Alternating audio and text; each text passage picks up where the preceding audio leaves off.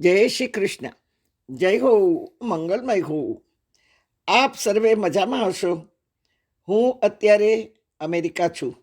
આપ સર્વેને મેં જણાવ્યું હતું કે યુએસ શાર્લોટથી ડૉક્ટર માલતીબેન અને ડૉક્ટર પ્રફુલ્લભાઈએ $5,500 ટિકિટ કાઢી અને મને ઇટાલીની ટૂરમાં લઈ જવાના છે અને લઈ ગયા. 25 તારીખે અમે ઘરે આવી ગયા. ઘરે એટલે શાર્લોટ. ત્યાં નેટ નહીં મળવાથી હું આપને કન્ટિન્યુશનમાં ક્લિપ મોકલી નહીં શકી. પણ મારા સક્રિય કાર્યકર્તા દીપક વોરા, જેઓ 36 વર્ષથી મારા ધર્મ પ્રચારનું કાર્ય સંભાળે છે, તેઓને મેં આપ સર્વેને જૂની ક્લિપો મોકલવાનું કહ્યું. આપણે બધા જૂના જ છીએ ને. નવા શ્રોતાઓ જોડાતા જાય છે અને આપણને સાંભળેલું પાકું થતું જાય છે. હવે નિયમ મુજબ ક્લિપો લખતી જઈશ અને મોકલતી રહીશ. હું અત્યારે યુએસમાં જ છું. તારીખ 25 જુલાઈએ આવીશ. અહીં કાર્ય માટે જ રોકાઈ છું. આ તમારી જાણ માટે. ઇટાલીની ટૂર 10 દિવસની હતી, 15થી 25. 25 તારીખે અમે રાતે ઘરે આવી ગયા. ઘરે એટલે શાર્લોટ. જગત કેટલું બધું સુંદર છે, આહલાદક છે.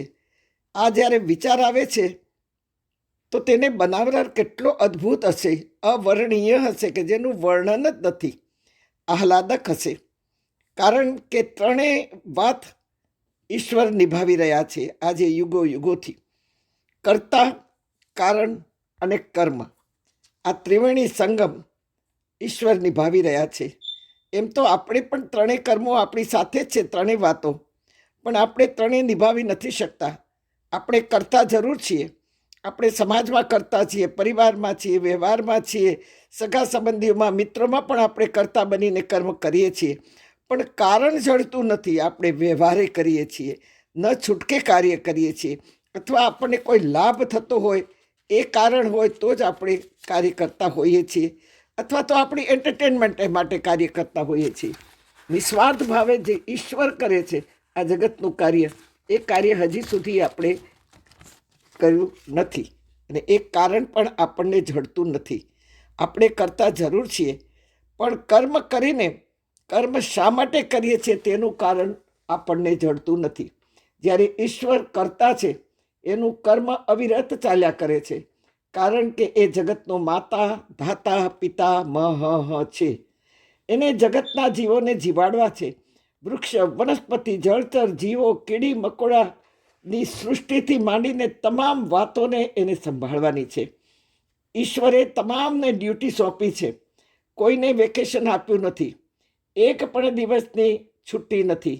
બસ ડ્યુટી જ કરો, ડ્યુટી જ કરો. જગતને જીવાડો, જગતને સુસંગીત રાખો, સુશોભિત રાખો, જગતને સુગંધી બનાવો. કોઈને અન્યાય ન થાય, કીડી મકોડાને પણ અન્યાય ન થાય, એવી ડ્યુટી ભગવાને બધાને સોંપી છે. હા, અને એ ડ્યુટી કોઈના બદલે કોઈ કરી શકે એમ પણ નથી.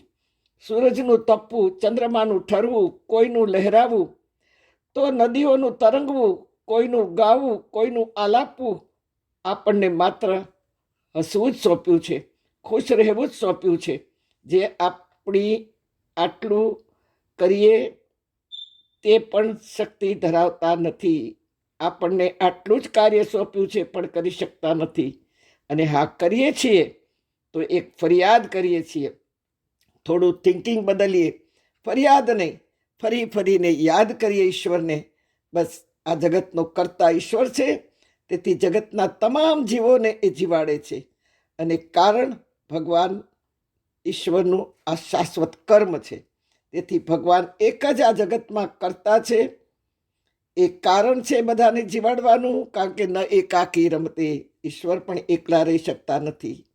આપણે નહોતા ત્યારે પણ જગત ચાલતું હતું, નહીં હોઈએ ત્યારે પણ જગત ચાલશે એવું નથી લાગતું? કદાચ આપણે છીએ ને એનો જ કંઈક આ ગોટાળો છે.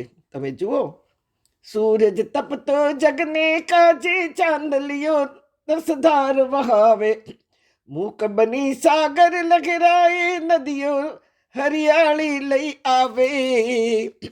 પંખીડાઓ આ જગનું સંગીત, હળી મળીને કરીએ સૌને પ્રીત.